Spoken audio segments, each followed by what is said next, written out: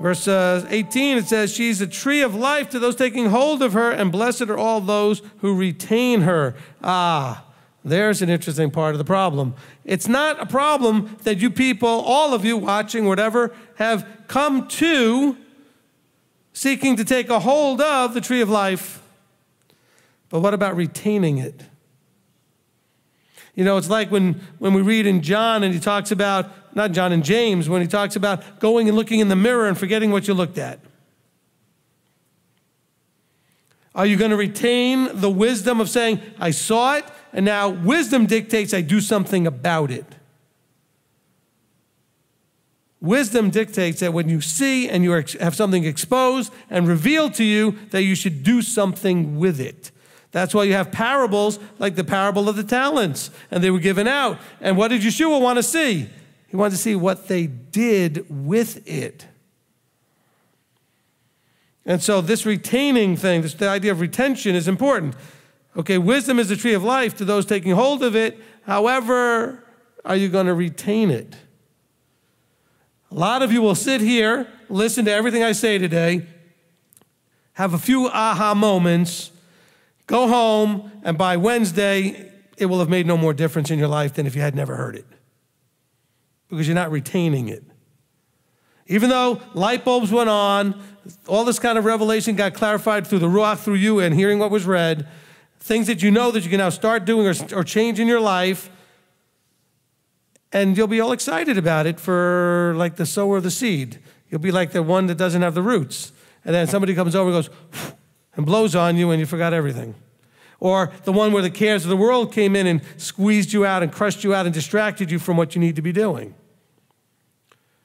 So it's not about information, because information is hard to retain. Anybody remember all the stuff they learned in their public school education or homeschool education? No, you don't remember all that.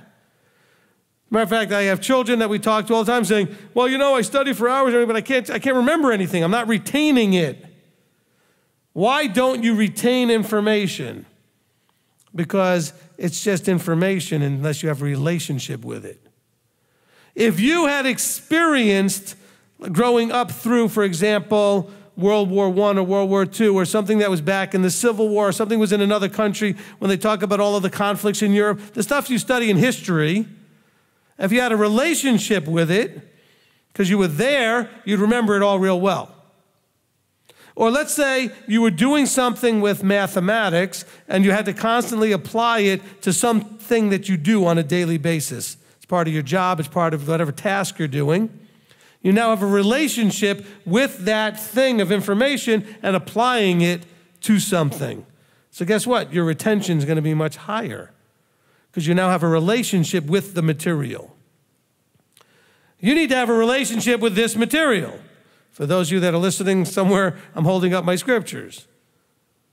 Okay, you have to have a relationship with it, not just an informational gathering type of thing going on. Because here it says, taking hold of the tree of life through wisdom is not going to do you any good, and it's not going to bless you. It says, blessed are those who retain the wisdom gleaned through embracing the tree of life. Yah's ways, all his paths are wisdom. All his paths are peace. All his paths are good. So wisdom would dictate you pay attention and do what he says. But we have to retain it. What's your problem? You're not relating to it. You're not applying it so that it becomes relational. You know, we all talk a good talk about, well, I want to love my neighbor as myself. I want to love the Yahweh with all my heart, blah, blah, blah, blah, blah. But until you start doing it on a daily basis and walking it out and seeing the relationship bless you and do the things he promises, blessings, keeping safe, changing, the transformational process that Torah provides, it's just information that's in the context of a contract called covenant because you want to live forever. Hey, listen, all of us, if we're going to be honest, that's what motivated us. The idea that we'll have no more pain, no more sadness, no more tears, and we get to live forever. You are chasing the carrot. Some of you were running away from the stick. You were raised through the Christian, mainstream of, you're going to go right to hell and burn and be tortured forever if you don't figure this out. All right, that doesn't sound very nice. I'd run away from that too.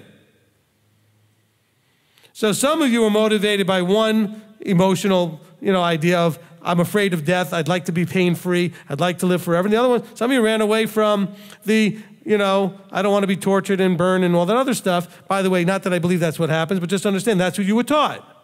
That's what got you here. Now, the reason you're here and not still in the mainstream is you came to realize that path doesn't necessarily lead where you're trying to go. So you changed your path. You still want the same things, though. You just realized you were in the wrong vehicle. Some of you realized that riding a bike or walking wasn't going to get you there. You needed to get in a car or a plane, whatever. You're taking a different path or using a different vehicle. And so here you are having those motivators, but now as you study the Word, you should realize, as I know all of you do at times, you go, this is incredible. And you're mind blown and you're excited. And then life starts happening for a few hours and you forget everything. And we laugh because it's true.